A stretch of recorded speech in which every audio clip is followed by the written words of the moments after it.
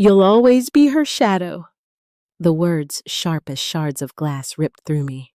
They came from a former best friend, a person I'd trusted with everything. For a moment, I stumbled, feeling the familiar sting of betrayal. But this time, something was different. This time, those words didn't shatter me. They ignited a fire. This isn't just a story about being broken. It's about rebuilding brick by brick from the ground up, stronger and brighter than ever before. It's about finding your own light when someone else tries to dim it. Hit that like button if you've ever felt betrayed by a friend, and be sure to subscribe to the channel to follow along on my journey from heartbreak to triumph. My name is Alex, and for most of my life, I existed in the shadow of Rachel. We were inseparable, two halves of a whole or so, I thought. From childhood, our lives were intertwined, but there was always an unspoken dynamic: Rachel, the star, and me, the supporting character. Her opinions often overshadowed mine. Her achievements always seemed to shine brighter, and my own accomplishments felt diminished in her presence. This subtle imbalance, this constant quiet dismissal of my worth, was the fertile ground where the seeds of a deep-seated conflict were quietly, insidiously planted, waiting for the right moment to bloom into full-blown treachery. This is just the beginning of a powerful narrative. Get ready, because what happened next will reveal the true colors of a toxic friendship and the incredible strength found in resilience. My earliest memories of Rachel are tinged with a familiar feeling, me just a little less than. We were inseparable as kids, building forts in the backyard, whispering secrets late into the night. But even then, the dynamic was set. If I had a good idea for a game, Rachel would subtly tweak it, then present it as entirely her own, basking in the praise while I stood quietly in the background. It was never malicious, not outright, but it was a constant, subtle chipping away at my self-worth. It was the way she'd casually dismiss my excitement over a good grade or a small victory with a wave of her hand and a, "Oh, that's nice. Anyway, guess what I did?" As we grew older, this pattern only intensified. I poured my heart into my school projects, often staying up late, meticulously perfecting every detail. But in group presentations, Rachel always had a knack for making it seem like she was the mastermind, gracefully taking credit for the lion's share of the work. "Alex was a great help," she'd say with a sweet smile, completely undermining the hours I'd put in. It wasn't just about school, it was everything. If I achieved something, no matter how small it was, instantly dwarfed by one of her grander triumphs, or worse, attributed to her guidance. The constant feeling of being overlooked, of my efforts being invisible, was a slow, persistent ache in my chest. I felt like a muted watercolor next to her vibrant oil painting. The turning point, though, came when I faced a real crisis. I was struggling with a personal issue, something that knocked me off my feet, affecting my work and my focus. I reached out to Rachel, expecting the unwavering support of a lifelong friend. Instead, she not only pulled away, but she actively contributed to my downfall. Whispers started circulating at my workplace, damaging rumors that painted me in a terrible light. I soon discovered they originated from Rachel. She twisted conversations, fabricated details, and painted a picture of me as unreliable and incompetent. It was a calculated, devastating blow. I lost my job, my reputation in the industry was in tatters, and the emotional toll was immense. It was a betrayal so profound, it left me breathless, wondering if the entire friendship had been a lie. The person I thought knew me best, the one who should have had my back, was the one plunging the knife deeper. The bitterness was almost unbearable. I remember countless nights staring at the ceiling, replaying every moment, every subtle slight, every overt act of sabotage. The anger simmered, but beneath it was a deep, gnawing sadness. How could someone I loved and trusted so deeply inflict such pain? How could I have been so blind I felt utterly alone, completely stripped of everything, including my dignity? This wasn't just about a job or a reputation. It was about the fundamental trust I had placed in another human being. The injustice of it all fueled a quiet, desperate resolve. I knew with every fiber of my being that I couldn't stay in that dark place. I had to claw my way out, not just for myself, but to prove to myself that her words, her actions did not define me. The humiliation was a crucible, forging a new determination within me. This period was a test of endurance, a brutal battle against self-doubt and despair. But in the quiet solitude away from Rachel's constant comparisons and undermining comments, I began to see things clearly. I realized how much of my energy had been spent trying to gain her approval, trying to fit into her narrative of our friendship. The anger slowly transformed into a powerful motivator. I was done being the shadow. I was done being dismissed. I was done being a victim. It was time to rewrite my own story, to reclaim my identity, and build something entirely my own, something she could never diminish or claim. The path ahead was daunting, but the fire of a new beginning had been lit. And that fire was about to ignite a transformation that no one, especially Rachel, saw coming. The wreckage of my old life lay scattered, but from those ashes, a new vision began to emerge. With nothing left to lose and everything to prove, I poured every ounce of my shattered self into a new venture. It was an idea I'd harbored for years when Rachel had always scoffed at an innovative online education platform. It wasn't just about courses. It was about personalized learning paths, interactive modules, and a community that fostered genuine support, something I'd sorely missed in my own life. I started small, working from my tiny apartment, fueled by instant coffee and an unyielding desire to create something meaningful. The early days were a blur of coding, content creation, and countless late nights. There were moments of doubt, of course, whispers from my past telling me I wasn't good enough, that I'd failed just like before. But this time, those whispers only made me push harder.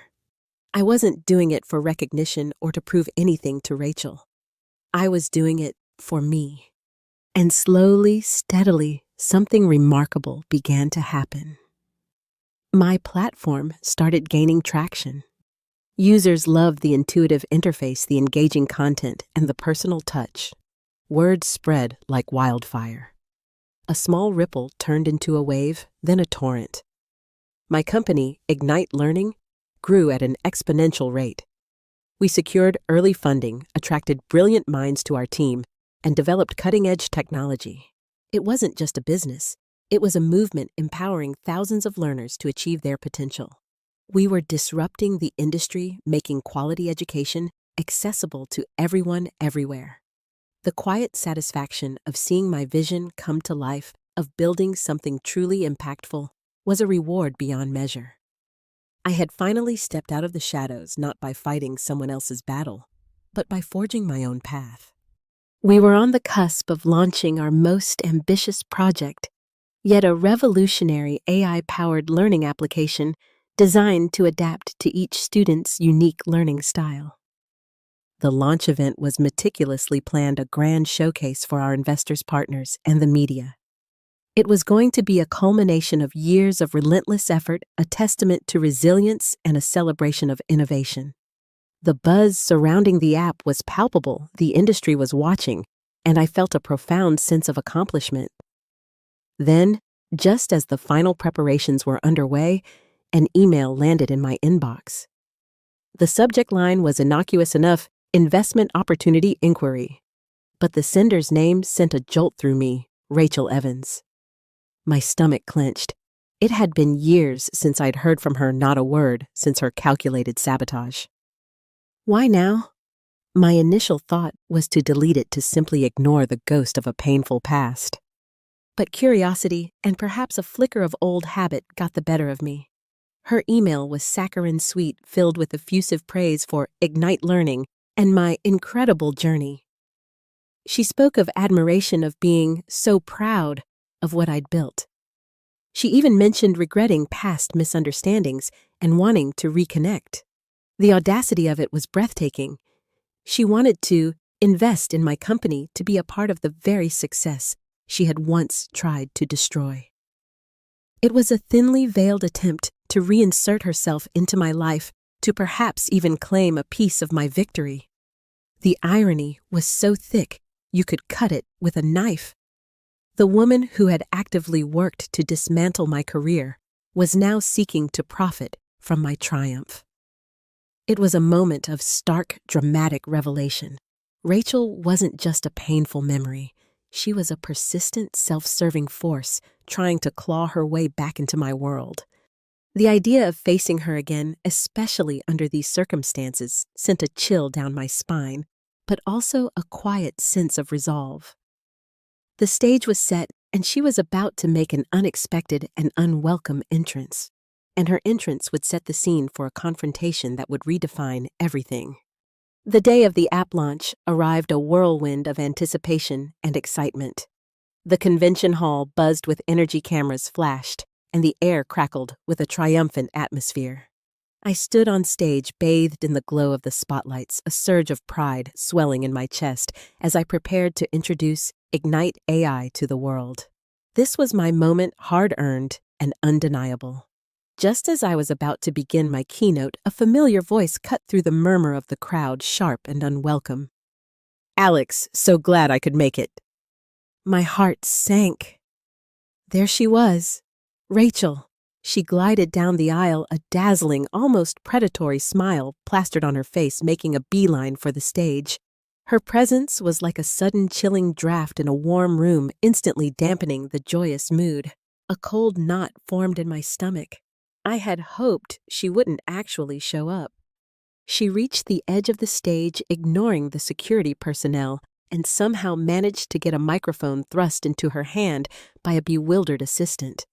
Before I could even react, she launched into a spiel that sent shockwaves through the audience and through me.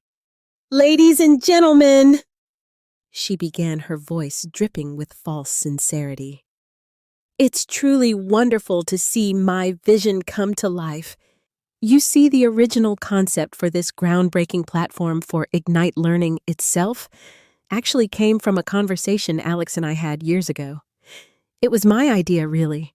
I always knew Alex had potential, but let's be honest, they couldn't have done any of this without my initial inspiration, my guidance." My jaw clenched. The audacity was astounding. She stood there, basking in the confusion of the crowd, subtly implying that I was nothing more than a copycat, a fraud, riding on her coattails. The carefully constructed facade of my triumph began to crack under the weight of her lies. Then her words turned venomous, each one a calculated strike. "Honestly, Alex has always been a bit derivative. They just take what others do and put their own mediocre spin on it. I mean, look at them now trying to take credit for my genius. They're a follower, always have been, always will be. This whole success is just a fluke. They'll crash and burn, mark my words. They always do." The blood drained from my face. It was a public assassination of my character delivered with a smile. The whispers in the audience grew louder, a wave of doubt washing over the room. I could feel all eyes on me, judging, questioning. The years of being dismissed, of having my achievements minimized, of being told I was less than by Rachel, came crashing down on me with the force of a tidal wave. It felt like being stripped bare, exposed, and humiliated in front of everyone who mattered. My vision blurred slightly, and for a terrifying second, I felt that familiar, soul-crushing despair creeping back in. "She's right," a small, terrified voice whispered in my mind. "You are a fraud. You can't do this. The betrayal was fresh, raw, and burning.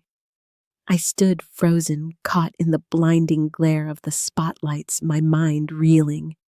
The words, "You'll always be her shadow," echoed in my ears, amplified by Rachel's cruel performance. My carefully constructed composure was crumbling. It was a moment of sheer, agonizing vulnerability. My past pain, the injustice, the years of silent suffering, it all converged into an unbearable pressure in my chest. I felt like a trapped animal, cornered and exposed, with nowhere to run. But then, out of the corner of my eye, I saw Chris, my incredible companion.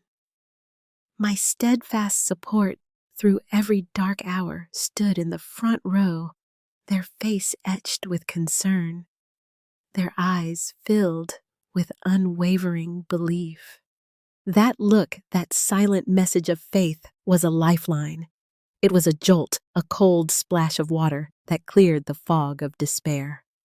No, my mind screamed. No, she is not right. In that split second, something fundamental shifted within me. The old Alex, the one who shrank under Rachel's gaze, the one who internalized every cruel word, was gone. She had pushed me to the absolute edge, pushed me beyond the breaking point, and in doing so, she had unwittingly forged something new. I was no longer the scared, insecure individual who believed her own worth was tied to Rachel's validation. I had built this. I had survived her betrayal. I had created something extraordinary from nothing. Her words, once so potent, now just sounded like the desperate cries of a drowning person. This wasn't about me anymore. This was about justice. This was about standing up for myself, for my team, and for every dream I had tirelessly fought to make real. The humiliation gave way to a surge of pure, unadulterated resolve. The fear vanished, replaced by an icy calm. This wasn't a defeat, it was a declaration of war. With a new strength coursing through my veins, I knew exactly what I had to do next. The world seemed to hold its breath. Rachel's venomous words hung heavy in the air, a poisonous cloud attempting to suffocate everything I'd built. My mind raced, replaying her cruel mockery, the public humiliation. It was a vicious attack designed to dismantle me piece by piece. For a fleeting second, the old feelings of inadequacy, of being forever in her shadow, threatened to overwhelm me. The urge to flee, to simply disappear from the stage and escape the searing scrutiny of hundreds of eyes, was almost irresistible. But then I looked at Chris again. They hadn't flinched.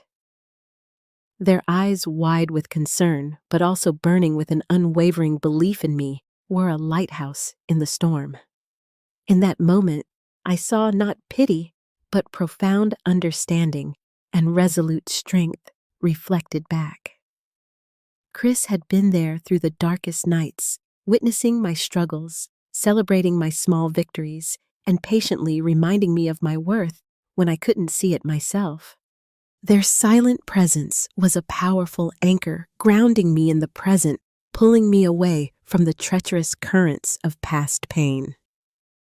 I took a deep breath, the air filling my lungs with a clarity I hadn't felt in years. The stinging humiliation began to recede, replaced by a cold, hard resolve. Rachel's words, once so devastating, now sounded hollow, desperate. They weren't about me.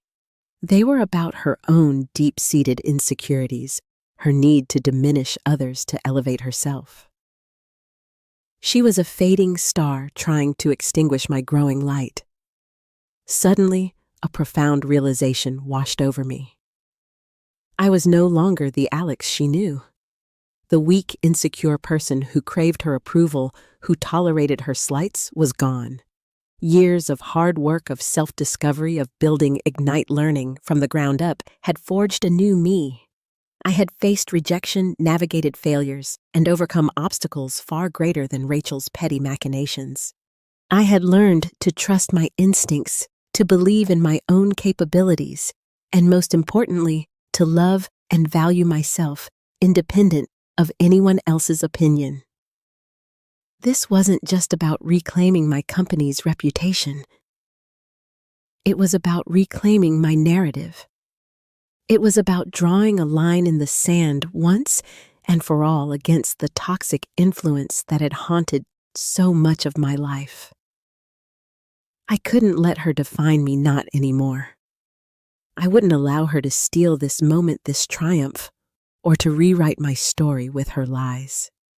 I had worked too hard, sacrificed too much, and grown too strong to let her win. A calm determination settled over me, a quiet strength that emanated from deep within. The fear had evaporated, replaced by a simmering anger that felt oddly empowering. This was it, the moment I had been unknowingly preparing for my entire life. I looked directly at Rachel, her self-satisfied smirk slowly faltering as she met my gaze. Her eyes, once so dismissive, now held a flicker of surprise, perhaps even a hint of fear. She expected me to crumble, to retreat into the shadows as I always had. But not today, not ever again. My voice, when it came, was steady, clear, and resonated with an authority I never knew I possessed. It wasn't loud or aggressive, but it carried an undeniable weight. I wasn't just speaking to Rachel. I was speaking to every person in that room, to every person who had ever been told they weren't good enough, to every part of my past self that had suffered in silence. The choice was clear: cower or confront. I chose the latter. I chose to defend my truth, to protect my accomplishments, and to finally, unequivocally assert my worth. And with that decision, the stage was set for the ultimate reckoning. With my voice unwavering and my gaze fixed on Rachel, I took the microphone firmly from the confused assistant's hand. "Rachel," I began, my voice resonating with a calm authority that silenced the murmurs in the hall. "It's true we've known each other a long time, and it's also true that you've always had a flair for fiction." A ripple of nervous laughter went through the audience.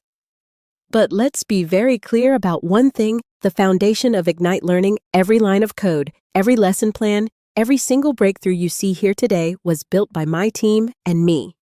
There was no guidance from you, no initial inspiration that wasn't immediately undermined or dismissed by you." I then turned to the large screen behind me. "In fact," I continued, "I have proof of the true nature of our past interactions." On the screen, I projected a series of old emails and messages. There were screenshots of Rachel's dismissive replies to my early ideas for the platform email exchanges, where she explicitly stated my concepts were naive or unmarketable. Then came the damning evidence messages she had sent to mutual contacts and former colleagues, spreading malicious rumors that directly led to my losing my previous job. The dates, the timestamps, the cruel words, it was all laid bare, undeniable. The audience gasped. Murmurs turned into outright whispers of shock and disbelief. Investors leaned forward, their faces grim. Rachel's face, which had been frozen in a triumphant smirk, slowly drained of color. Her eyes darted frantically between the screen and the stunned faces in the room. She tried to interrupt, stammering out denials, but her voice was weak, drowned out by the growing tide of public realization. "This is not about misunderstandings, Rachel." I stated, my voice now laced with quiet steel. "This is about a pattern of calculated sabotage and a desperate attempt to claim credit for something you actively tried to destroy. You tried to break me. You tried to steal my future. But what you did was actually give me the strength to build something far greater than I ever thought possible." The silence in the room was deafening as the full weight of Rachel's deception settled over everyone. The carefully crafted image she had presented to the world, and certainly to this audience, shattered before their eyes. No one believed her anymore. The contempt in the room was palpable. She was exposed, humiliated, and utterly defeated. The air crackled with a profound sense of justice being served, a collective sigh of satisfaction from those who had witnessed her earlier performance. It was a raw, unfiltered moment of reckoning, and the look on Rachel's face, a mixture of disbelief and utter despair, was all the vindication I needed. With the truth laid bare, the path forward for me and for Ignite Learning was clearer than ever. In the aftermath of that day, Rachel's professional and personal reputation crumbled. The truth, once hidden, spread like wildfire, ensuring that she could no longer deceive others. For me, however, it was more than just her downfall. It was my liberation. The weight of years of silent suffering, of constantly feeling less than finally lifted. I continued to pour my heart into Ignite Learning, watching it flourish and change countless lives. My company wasn't just a business. It became a beacon of what's possible when you refuse to let toxic relationships define you. I found a profound peace in setting clear boundaries, in understanding that my worth isn't determined by external validation or the cruel words of others. The journey taught me that sometimes the bravest thing you can do is walk away from what hurts you to protect your own energy and peace of mind. It's about recognizing your inherent value, independent of anyone else's opinion. So, if you're out there struggling with someone who constantly undermines you, remember this. Don't let those who hurt you define your worth. Your strength, your talent, and your light are yours alone. Be brave enough to cut ties with toxic relationships. Rise up, shine brightly, and live your truth. Do you believe that letting go of toxic relationships can truly lead to greater happiness? Share your thoughts in the comments below.